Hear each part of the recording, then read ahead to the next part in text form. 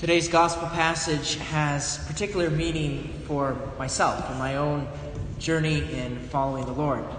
I've always found this relationship between Jesus and Simon Peter to have so much to say about my own relationship with God, and hopefully we can all find something from it as well. This passage, this very first call of the Lord to Peter, is a wonderful example of how he can move from maybe at times feeling overwhelmed by life to being overwhelmed by the love of God. This incident in the gospel occurs in the midst of Simon Peter's everyday life. He's out fishing. He and his partners, including James and John, have been fishing all night, which was, by the way, the best time for the fishing. That's when the fish would be around to catch. As much as they love fishing, though, this night had been pretty poor. They spent the whole night and caught nothing. Hasn't that also happened to us? Moments when we are disappointed, when things that we had hoped for didn't necessarily come about. For myself, my initial encounters with Jesus occurred while I was in college, in the midst of just normal life there. So it will be in the middle of our everyday lives that Jesus will come and speak to us. So as the sun was rising on a new day, and they were finished cleaning their nets, getting ready to head back to their homes to get some rest, Jesus then appears, surrounded by the crowds of people. By this point, Simon had already met Jesus. He knew of him. It was his brother Andrew who had introduced the two of them. And so Simon undoubtedly had great respect for this holy man. Jesus was a man wise in the ways of God. Yet, maybe for Simon, learning more about God was probably not the highest thing on his mind at that moment, especially having gone through and caught nothing. So too, for me, when I was entering college, I knew of Jesus and I knew about some things of our faith, and I had great respect for God, but there was many things that basically took greater importance in my life at that time that I was much more interested in. So perhaps some of us can say the same thing as well. Maybe coming to Mass or being involved in the parish is very good, but can seem maybe disconnected with some of the other things that are important to us, that go on in our lives. So Jesus then asked Simon to use his boat as a platform from which he can continue his preaching. And so Simon's respect for Jesus overcomes any kind of fatigue that he might have up to that point, and they go out on the water. After all, Jesus is only asking him to go out a short distance. And that's really how God is with us. He starts small. He asks us to just go a short distance at first.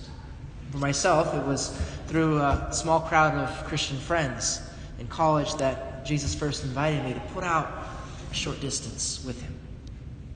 And just as Simon would have started listening a lot more closely to what Jesus was speaking about while he was in his boat, so too I began to learn a lot more about the faith during that time.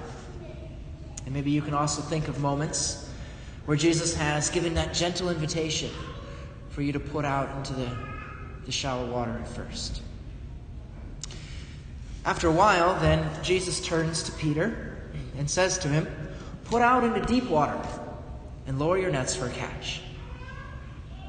Jesus is now asking a little bit more from Peter.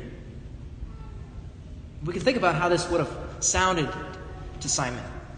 Jesus was a man of God. Certainly, Peter calls him master in this passage. But now, it seems like Jesus is trying to give him advice on how to fish. Jesus is a holy man of God. He studied as a carpenter under his father, but he wasn't a fisherman. I can imagine Peter thinking, we've been out all night long during the best time to fish, and we caught nothing. And now, Jesus, you're a great guy and all, but you're not a fisherman. You want us to go back out during the day when it's worse? Ever had that kind of skepticism about God's wisdom or about the teachings of the church? Jesus, I know he knows a lot of things, but does he really understand my life and what I need?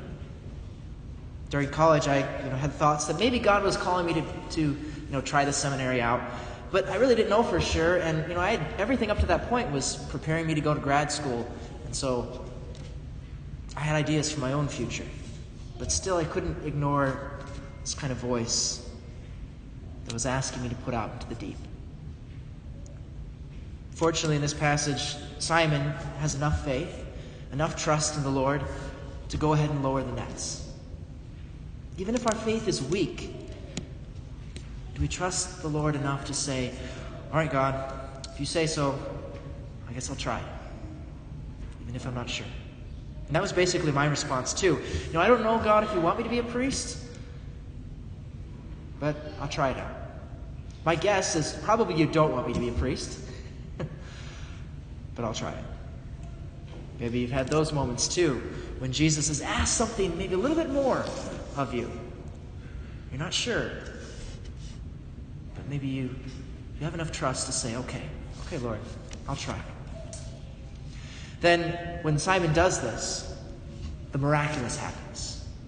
They catch more fish than they had their entire careers before this. It's a complete reversal of what they've been trying to do entirely on their own, catching nothing. Now, by allowing Jesus' plan to take forefront to guide them.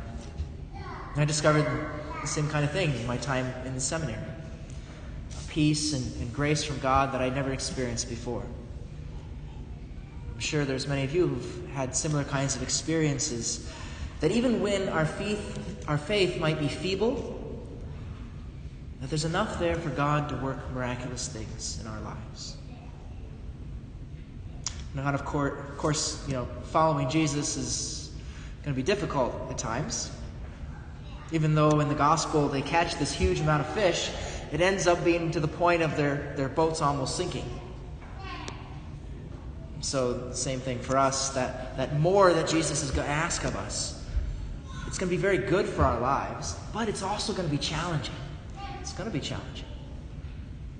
Certainly that was true when I finally put out into the deep to follow the Lord, to be his priest.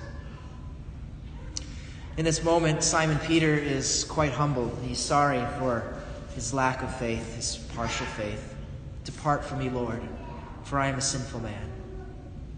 I don't deserve to be your follower because I didn't trust you very much. And that was very much how I kind of felt in my beginning time in the seminary. God, why would you want me to be your priest? Maybe you've experienced that similar kind of thing too. There's a call from the Lord, but God, do you really care that much about me? You want me to do that? Jesus says to us, do not be afraid. Do not be afraid. You see, he wanted Peter, and he wanted Andrew, and he wanted James and John. He wants me and my foibles and limitations. And he wants you. He wants you.